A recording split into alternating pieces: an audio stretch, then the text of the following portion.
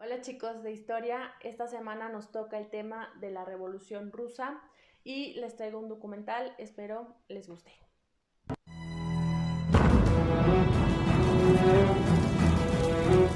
Ha pasado un siglo desde la Revolución Rusa y la creación del primer Estado comunista del mundo. Pero ¿cómo ocurrió? ¿Cómo pudo caer la poderosa dinastía Románov, que llevaba 300 años en el poder, ante un variopinto grupo de revolucionarios que trajo consigo a Joseph Stalin y su brutal reino del terror? Lenin se dio cuenta de que lo importante no eran los números ni el apoyo popular, sino paralizar el país ocupando los puntos clave para hacerse con ellos después.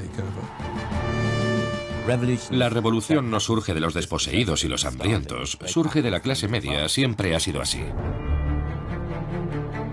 Pero en el corazón de la Revolución Rusa se libra una batalla muy personal entre la familia de Lenin Ulyanov y la familia real, que estaba decidida a mantener el régimen autocrático. La zarina decía que a Rusia le gustaba sentir el escozor del látigo. Perduraba el sentimiento de que los zares tenían el derecho divino de reinar, la obligación divina para gobernar en autocracia. No había un verdadero espacio para la democracia. El desastre que asoló Rusia desde entonces se debió esencialmente a los errores de Nicolás II. Sin duda, fue un completo inútil. Era un hombre que no debía haber sido zar. No estaba preparado para la pesada carga de la monarquía. Los errores que cometió el zar doblegaron al imperio. Pero nadie podía predecir que Vladimir Lenin sería el hombre que tomara las riendas en medio del caos. Lenin comprendió que el poder se sitúa en puntos clave. Si se toma un empalme ferroviario y una centralita de teléfono, la ciudad cae a tus pies. Lenin formó parte de una tradición rusa de fuerte liderazgo. Los profundos efectos que produjo en Rusia aún perduran hoy en día. 1917 reconstruye de alguna manera el mapa ideológico de Europa. Según avanza el siglo, avanza el mapa ideológico del mundo.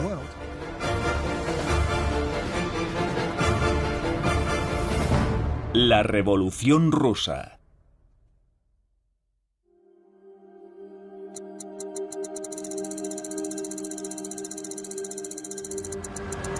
...13 de marzo de 1881.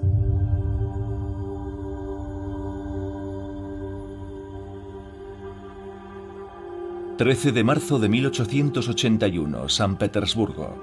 El zar Alejandro II se dirige a pasar revista a sus tropas.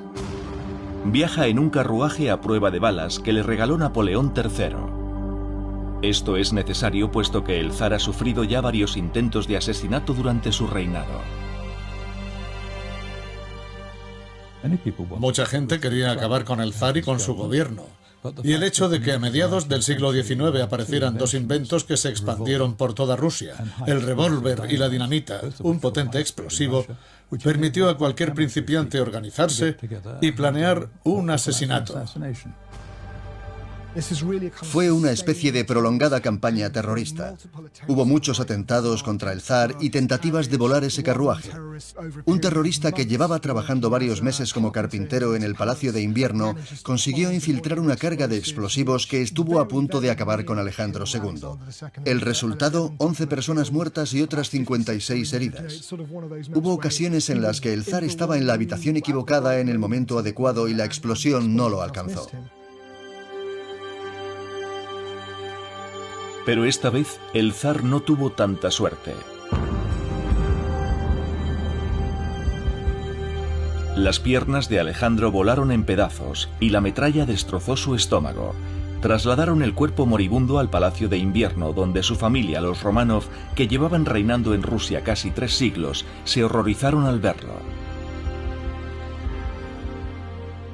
Solo duró 90 minutos, lo mismo que el terrorista. Sus piernas también saltaron por los aires. El asesinato de Alejandro II fue como el 11 de septiembre en Rusia. He leído noticias del periódico en los días posteriores al asesinato y son increíblemente gráficas respecto al daño físico que se produjo en el cuerpo de Alejandro. Hablaban de las piernas destrozadas y de los tendones que colgaban y de cosas por el estilo. Describían la herida que se había producido en el cuerpo del Estado y cómo habían quedado ambos cuerpos. El grupo responsable del ataque es Narodnaya Volia, la voluntad del pueblo. Ahorcaron a los conspiradores por sus crímenes, pero el movimiento continuó y pronto atrajo la atención de un tal Alexander Ulyanov, el primogénito de la familia Ulyanov y hermano mayor de Lenin, el hombre que finalmente eliminaría a los Romanov completamente. Pero en 1881 las predicciones de la voluntad del pueblo no se convirtieron en realidad. No hubo una gran revolución después de la muerte de Alejandro II.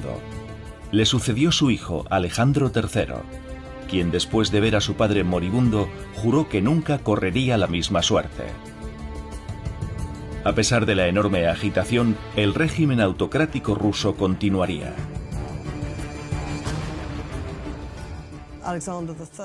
Alejandro III consideraba a Alejandro II demasiado indulgente porque había abolido la servidumbre, así que decidió tratar con mano dura a Rusia.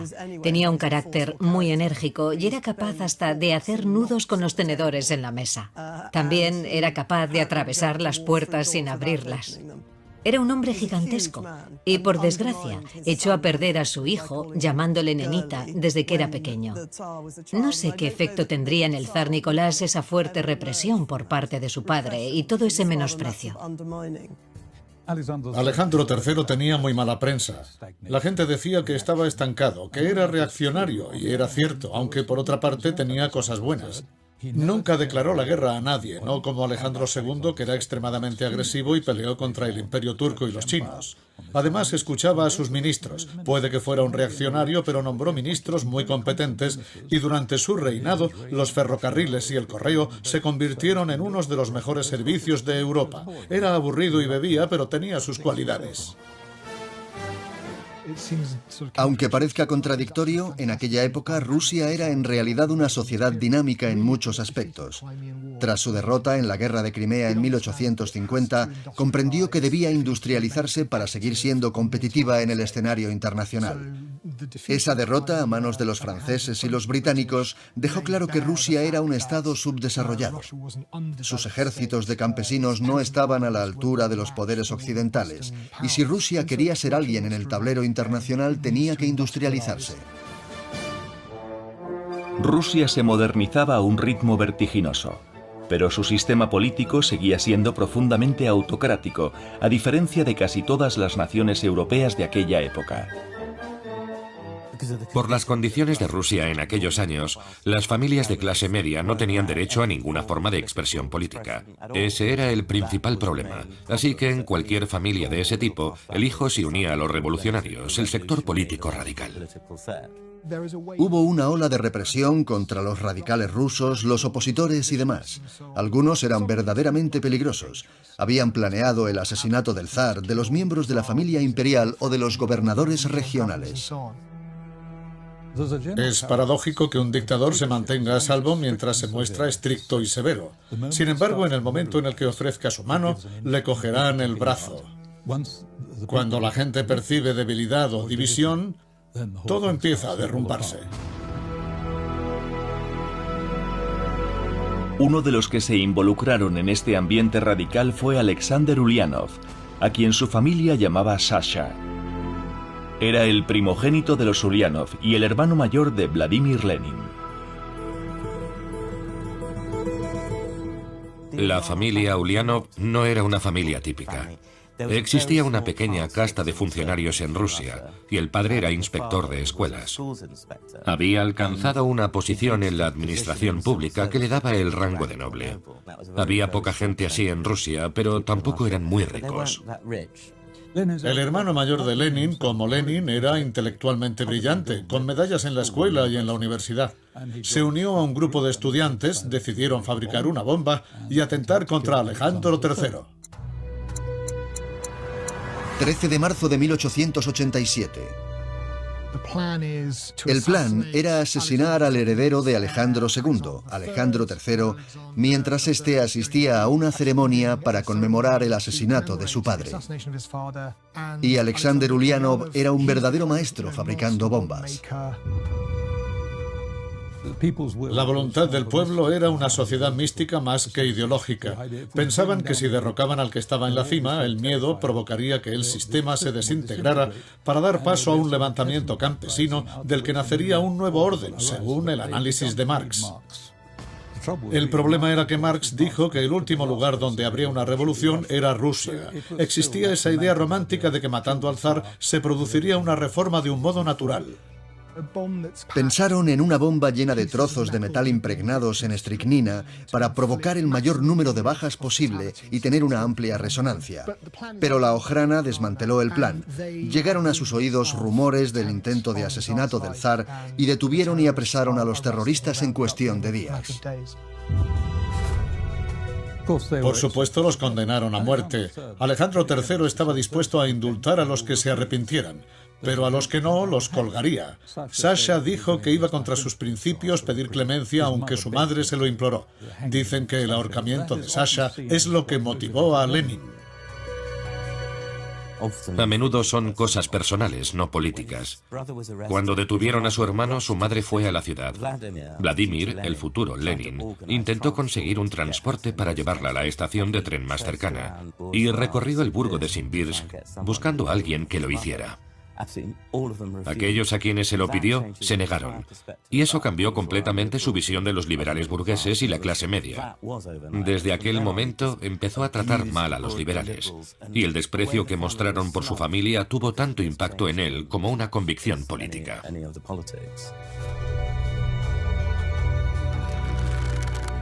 Sasha Ulyanov fue ahorcado el 20 de mayo de 1887.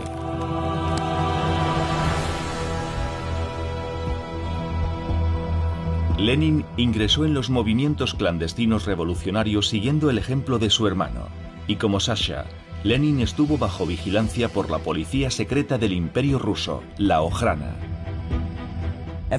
Todos los países tienen espías, por supuesto, pero Rusia fue el primero que tuvo una gran organización para suprimir a los disidentes donde quiera que se encontraran. Llevaban a cabo enormes operaciones para abrir el correo de la gente. La policía secreta rusa tenía agentes por todas partes. No solo tenía departamentos en San Petersburgo, Moscú y las grandes ciudades. También tenía un departamento francés para los exiliados. La Ojrana los vigilaba y los seguía a la pista por toda Europa. Había que ir un paso por delante de ellos. Aunque uno se podía pasar 16 años de escondite en escondite, siempre por delante de la policía secreta. Una de las mayores influencias de Lenin, antes de leer a Marx, fue una novela de un tal Nikolai Chernyshevsky, que se titulaba ¿Qué hacer? Es un libro de escasa calidad, pero el héroe es un abnegado revolucionario que se entrega devotamente a la causa y sale a andar 30 kilómetros al día, hace 150 flexiones y no bebe alcohol. Así que se construyó a imagen de este personaje. Lenin dijo que este libro, que se leyó 5 veces en un verano, lo influyó más que la obra de Marx. Lenin tenía que ir borrando sus huellas mientras viajaba por el país, tratando de despistar la atención de las autoridades. Al mismo tiempo, Nicolás, el heredero al trono, también estaba viajando por el Imperio ruso y por el extranjero. Fue un viaje anunciado a bombo y platillo, con un inesperado final en Japón.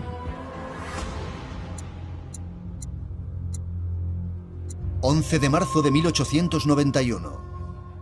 Su padre trató de otorgarle alguna responsabilidad y decidió ponerlo al cargo del ferrocarril transiberiano. Así que atravesó Siberia, llegó hasta Vladivostok y después lo enviaron de misión a Japón.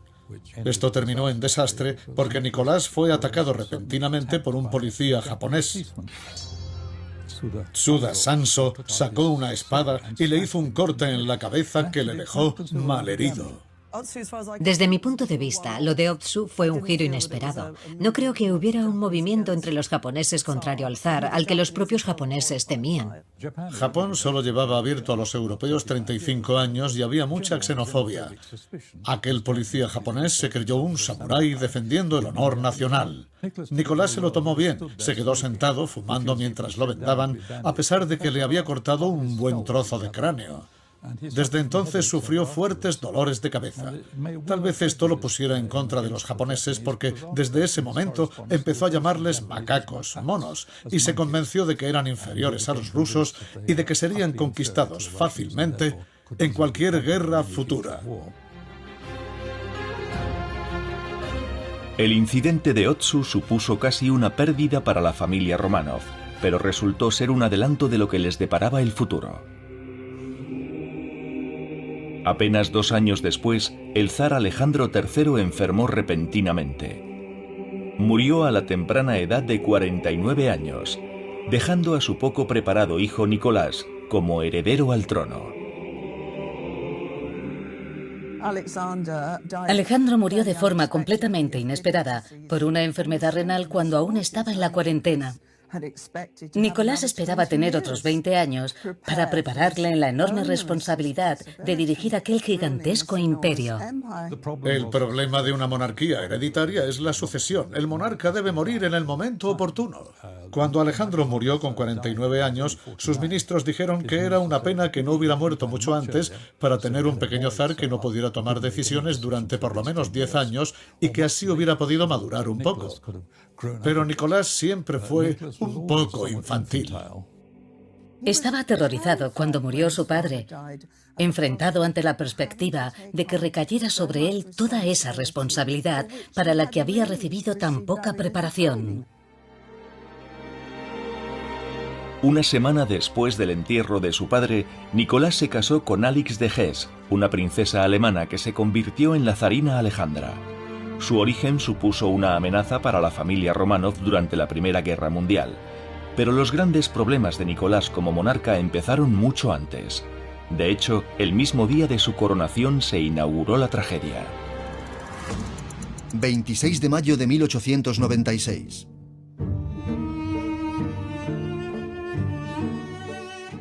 Durante su coronación en Moscú en 1896, había un gran campo llamado Jodinka al oeste de Moscú, y el gobierno había preparado jarras conmemorativas y pequeños obsequios para dar al pueblo. El vallado y las entradas se habían dispuesto mal, y cuando la gente avanzó para recibir los regalos, fueron aplastados. Murieron 1.500 personas en una espantosa tragedia. Esa noche había una fiesta en la embajada francesa y él no quería ir, pero lo convencieron para que asistiera. Esto se volvió en su contra y lo acusaron de ser alguien insensible. Dependía de los consejos de sus ministros. Pero básicamente, desde su primer día como zar, prácticamente todo el trabajo lo disponía y lo decidía su mujer. Ella tenía muy arraigado el concepto de autocracia y de su derecho divino. Nicolás trataba de salir adelante en su nueva posición como zar, pero el hombre que lo reemplazaría como dirigente de Rusia estaba en una situación mucho más comprometida. Lenin había sido capturado y acusado de sedición. En 1897 lo mandaron al exilio a Siberia durante 3 años, algo que podía ser una experiencia mucho menos dura de lo que parece. Lo enviaron a una ciudad agradable cerca de Yeniseisk. Estaba con su mujer, su suegra, y recibía una paga mensual con la que mantenía a una vaca y a una sirvienta de 12 años a la que pagaba 1 rublo al mes y que vivía en una jaula bajo la escalera. Hasta ahí llegaba el igualitarismo bolchevique.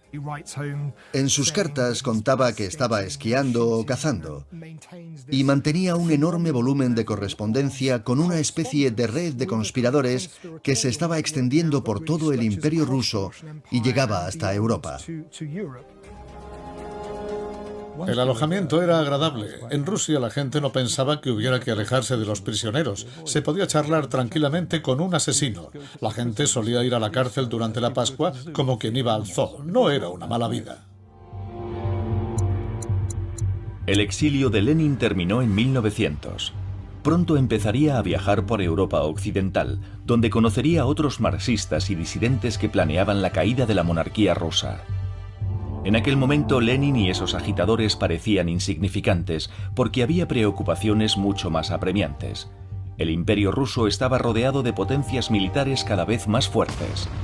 Al oeste, el Kaiser Guillermo, bajo cuyo gobierno se había unificado Alemania en 1871. Al este, el emperador Meiji, cuya restauración de Japón en 1868 había forjado un estado rápidamente industrializado. La primera batalla sería contra Japón en 1904.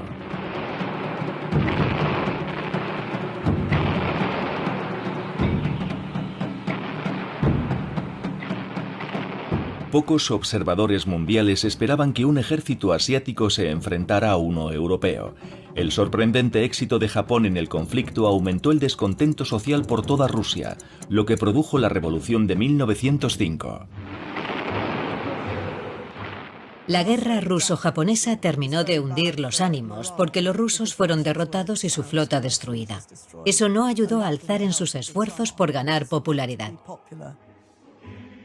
La guerra generó una mezcla de soldados y marineros resentidos cuyas vidas se habían desperdiciado luchando contra los japoneses en una derrota humillante. Al regresar y comprobar que las fábricas pagaban una miseria, hubo hambrunas y desórdenes.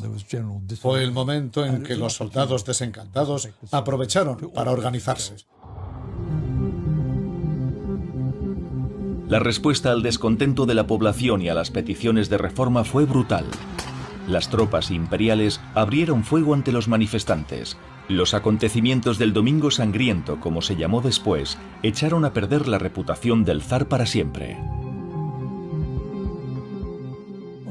La matanza del Domingo Sangriento, de alguna manera, fue representativa del reinado de Nicolás II, porque debería haber tenido más sentido común o un buen asesor, pero no fue así. Los partidos revolucionarios estaban desprevenidos en 1905. Nadie se esperaba un Domingo Sangriento. Está muy claro que la guerra con Japón fue devastadora. No se habían dado cuenta de que Rusia había llegado a un punto crítico. Fue una protesta espontánea que terminó en un baño de sangre, porque las autoridades del zar atacaron a los manifestantes. Él no estaba allí presente cuando las tropas abrieron fuego. Sencillamente, reaccionó muy mal. Sentía que iba perdiendo popularidad, y cuando empezaron a llamarle Nicolás el Sanguinario, empezó a pasar la mayor parte del tiempo en el Palacio de Alejandro, en Sarko-Yeseló, a 24 kilómetros de San Petersburgo. Se dio cuenta de que podrían intentar asesinarlo. 1905 fue un año espantoso para los Románov, pero las protestas finalmente remitieron, y el hecho de que las Fuerzas Armadas de Rusia se mantuvieran leales al trono fue clave. Se redactó un tratado de paz con Japón que rompió el presidente de Estados Unidos, Teddy Roosevelt. Los acontecimientos de 1905 pillaron con la guardia baja a Lenin y a sus cómplices de toda Europa, como a todos. Parecía como si la revolución que estaban fraguando hubiera surgido espontáneamente. Pero finalmente el zar se mantuvo en el poder, y aunque se creó un parlamento llamado la Duma, su nacimiento tenía un fallo de base, ya que Nicolás podía vetar cualquier propuesta legislativa. Existía mucha rabia y resentimiento. Además, habían perdido la guerra contra Japón, lo que supuso un duro golpe para el sistema y puso a prueba la visión de la clase media acerca de la política y de la autocracia. Eran tan inútiles que perdieron la guerra contra Japón, y eso tuvo un impacto definitivo. Lenin decía que su generación no llegaría a ver la revolución. Tenía la sensación de que había sido una oportunidad de oro y la habían echado a perder. No estaban organizados, no fueron capaces de proporcionar una dirección y un objetivo a lo que había sido un levantamiento popular espontáneo. Lenin, incluso en 1917, no tenía muchas esperanzas de que la revolución, tal y como él la entendía, fuera a producirse durante su vida. Así que en 1905 fue un ensayo para lo que vendría, pero no se planeó como una revolución. Por el momento, el zar parecía a salvo. La guerra había terminado y el furor revolucionario había desaparecido. Esto no duraría mucho. En los años siguientes, tanto la familia Romanov como la familia Ulianov tratarían con personalidades que serían fundamentales para el futuro de Rusia. Lenin conoció a un georgiano llamado Iosif Tsugatsvili, más conocido como Stalin.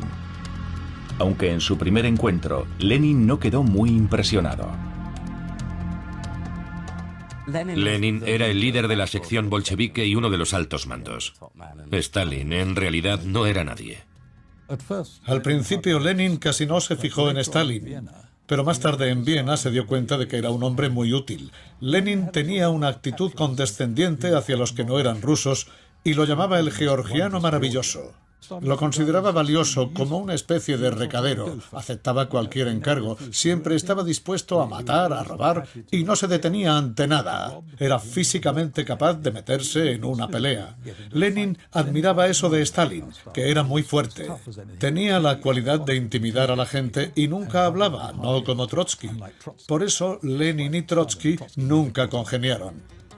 El secreto de Stalin era parecer ignorante, mucho menos inteligente de lo que en realidad era. Hablaba idiomas, conocía profundamente el carácter humano. El secreto de Stalin era no elegir a los más fuertes para que trabajaran con él, porque los más fuertes querrían sucederle. Así que elegía perfiles bajos. Tenía a sus aliados consigo y sabía cómo hacer que la gente lo necesitara.